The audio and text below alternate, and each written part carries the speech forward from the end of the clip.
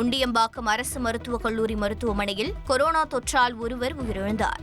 விழுப்புரம் மாவட்டம் பேரப்பேரி கிராமத்தைச் சேர்ந்த தியாகராஜன் என்பவர் ஹைதராபாத்தில் கட்டட ஒப்பந்ததாரராக வேலை செய்து வந்தார்.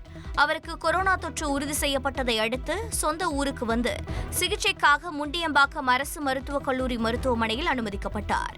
சிகிச்சை பலனின்றி அவர் உயிரிழந்தார்.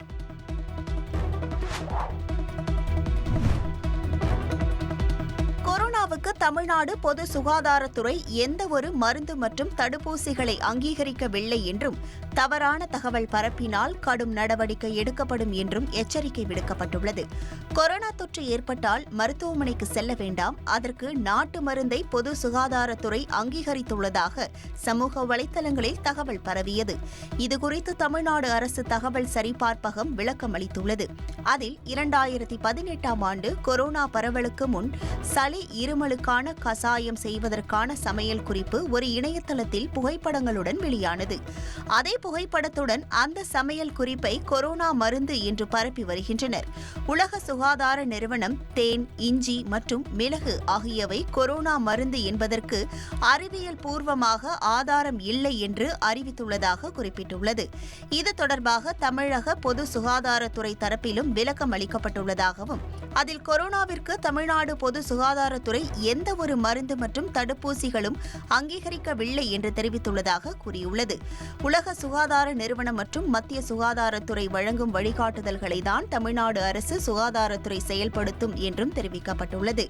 கொரோனாவை தடுக்கும் நாட்டு மருந்தை அரசு அங்கீகரித்ததாக பரவும் தகவல் தவறானது. இதுபோன்ற தவறான தகவல்களை பரப்பினால் சம்பந்தப்பட்டவர்கள் மீது கடும் நடவடிக்கை எடுக்கப்படும் என்றும் பொதுமக்கள் எச்சரிக்கையுடன் இருக்க வேண்டும் எனவும் தமிழக பொது சுகாதாரத்துறை கேட்டுக் கொண்டுள்ளது.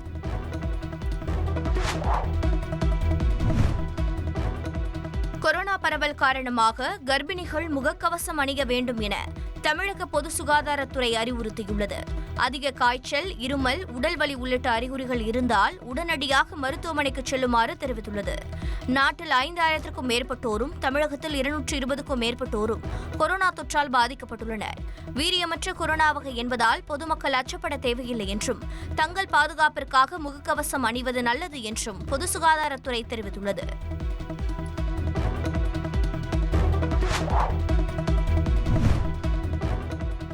நீட் முதுநிலை தேர்வை ஆகஸ்ட் 3ஆம் தேதி நடத்த தேசிய தேர்வுகள் வாரியத்திற்கு உச்சநீதிமன்றம் அனுமதி வழங்கியுள்ளது. நீட் முதுநிலை தேர்வை 2 ஷிப்டுகளாக நடத்துவதற்கு எதிராக தாக்கல் செய்த மனுவை உச்சநீதிமன்ற நீதிபதி விக்ரம் நாத் தலைமையிலான அமர்வு ஒரே ஷிப்டில் நடத்த ஆணையிட்டது. இந்நிலையில் ஆகஸ்ட் 3ஆம் தேதி நீட் முதுநிலை தேர்வை தள்ளி வைக்க அனுமதி கோரி தேசிய தேர்வுகள் வாரியம் தாக்கல் செய்த மனுவை நீதிபதிகள் பிரசாந்த் குமார் மிஸ்ரா, ஏஜி மசி ஆகியோர் அடங்கிய அமர்வு விசாரித்தது. 2.5 லட்சம் பேர் நீட் முதுநிலை தேர்வு ஒரே ஷிப்டில் எழுத வேண்டியுள்ளதால் இதற்கான ஏற்பாடுகளை செய்ய கால அவகாசம் தேவை என்ற கோரிக்கையை ஏற்று நீட் முதுநிலை தேர்வு ஆகஸ்ட் 3ஆம் தேதி நடத்த அனுமதி வழங்கி உத்தரவிட்டுள்ளது.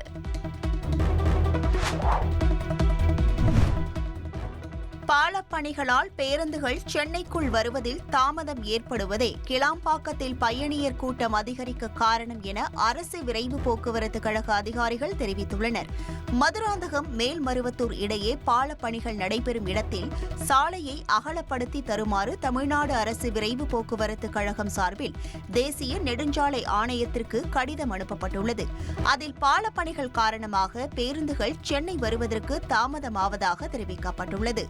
சென்னை திருச்சி தேசிய நெடுஞ்சாலை 4 வழி சாலையாக உள்ள நிலையில் பாலப்பணி நடைபெறும் இடங்களில் 2 வழி சாலையாக மாற்றப்பட்டுள்ளதாக கூறப்பட்டுள்ளது. பாலப்பணிகளால் பேருந்துகள் கிளாம்பாக்கம் வருவதற்கு தாமதம் ஏற்பட்டு சென்னையிலிருந்து சொந்த ஊர் செல்லும் பயணிகள் சிரமத்தை சந்திப்பதாக தெரிவிக்கப்பட்டுள்ளது. மதுராந்தகம் மேல்மருவத்தூர் இடையேயான பாலப்பணிகள் நிறைவு பெற மேலும் 4 மாதங்கள் ஆகும் என தகவல் வெளியாகியுள்ள நிலையில் கருங்குழி பகுதியில் நடைபெறும் பாலப்பணிகளால் பேருந்து போக்குவரத்து தாமதமாவதாக அந்த கடிதத்தில் கூறப்பட்டுள்ளது. போக்குவரத்து அனுமதிக்கப்படும் 2 வழித்தடங்களையும் அகலப்படுத்தி தர வேண்டும் என்றும் பயணியர் முன்பதிவு எண்ணிக்கை அதிகம் இருக்கும் நாட்களில் கூடுதலாக பேருந்துகள் இயக்க நடவடிக்கை எடுக்கப்படும் என்றும் போக்குவரத்து கழக அதிகாரிகள் தெரிவித்துள்ளனர். கடந்த புதன்கிழமை எதிர்பார்த்ததை விட பன்மடங்கு பயணியர் இரவு 10 மணிக்கு மேல் சென்னையிலிருந்து புறப்பட்டதாகவும் சாலை பணிகளால் பேருந்துகள் உடனுக்குடன் கிளாம்பாக்கத்தை வந்தடைய முடியாததால் பயணியர் காத்திருக்கும் சூழல் ஏற்பட்டதாகவும் தெரிவிக்கப்பட்டுள்ளது.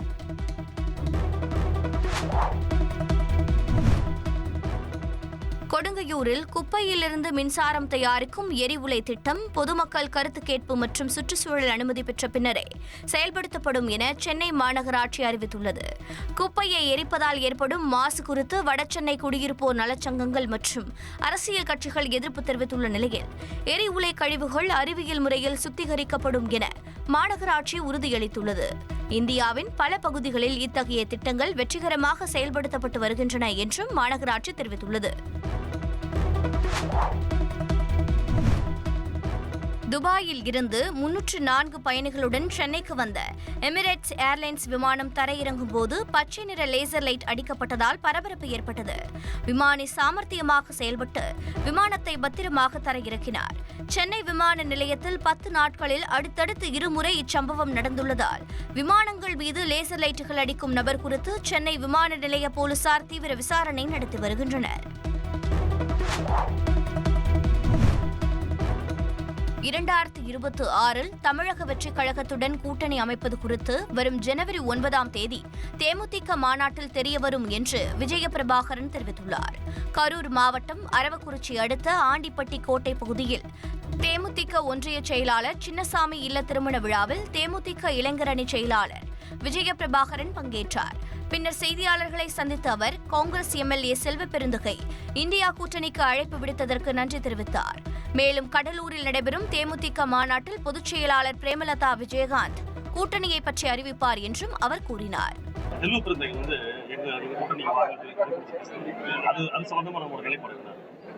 அதை நாங்கள் அவருக்கு நன்றியை நாங்கள் தெரிவித்துக் கொள்கிறோம். நாங்கள் எங்களோட நிலைப்பாடு இன்னைக்கு பார்த்தீங்கன்னா தேமுதிக வளர்ச்சியை நோக்கி தான் இன்னைக்கு எங்களோட நிலைப்பாடு இருக்கு. அடுத்த ஒரு 6 மாசத்துல இன்னைக்கு நாங்கள் செயற்குழு பொதுக்குழு நாங்கள் கூட்டியிருக்கோம். அன்னைக்கே நாங்கள் தெரிவிச்சிருந்தோம், இந்த மாதிரி ஜனவரி 9 மாநாட்டில் எங்கள் பொதுச் செயலர் சொல்லியிருக்காங்க, இந்த மாதிரி ஜனவரி 9 மாநாட்டில் கடலூர்ல எங்களோட கூட்டணியை பற்றி நாங்கள் சொல்றோன்ட்டு. அதே மாதிரி 234 தொகுதிக்கும் பொறுப்பாளரை போட்டுட்டு அதே மாதிரி தமிழ்நாடு முழுவதும் சுற்றுப்பயணம் செய்யணும். எங்களோட வேலைகள் பணிகள் நாங்கள் செஞ்சுட்டு இருக்கோம். செல்வ பிரதி அண்ணனுக்கு இந்த நேரத்தில் நன்றியை நான் தெரிவித்துக் கொள்கிறேன். கூட்டணி நிலைப்பாடு எங்கள் பொதுச் செயலாளர் ஜனவரி 9 சொல்லுவாங்க.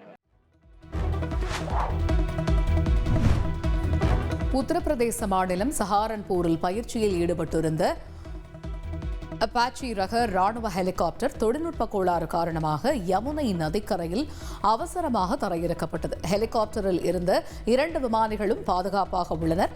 விமானம் தரையிறங்கிய பிறகு ராணுவ மற்றும் காவல்துறை அதிகாரிகள் சம்பவ இடத்திற்கு விரைந்து ஆய்வு மேற்கொண்டனர்.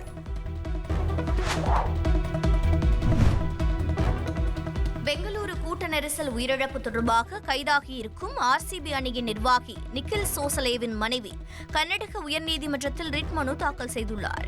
முதல்வரின் அழுத்தம் காரணமாகவே தனது கணவர் கைது செய்யப்பட்டுள்ளதாகவும் 2 வயது குழந்தையுடன் விமான நிலையத்தில் இருந்தபோது கைது செய்யப்பட்டதாகவும் அதில் குறிப்பிட்டுள்ளார். வேறு யாரோ செய்த தவறை மறைக்க தனது கணவர் மீது பழி சுமத்துவதாகவும் மனுவில் தெரிவித்துள்ளார். செய்திகளை உடனுக்குடன் தெரிந்து கொள்ள உடனே சப்ஸ்கிரைப் பண்ணுங்க.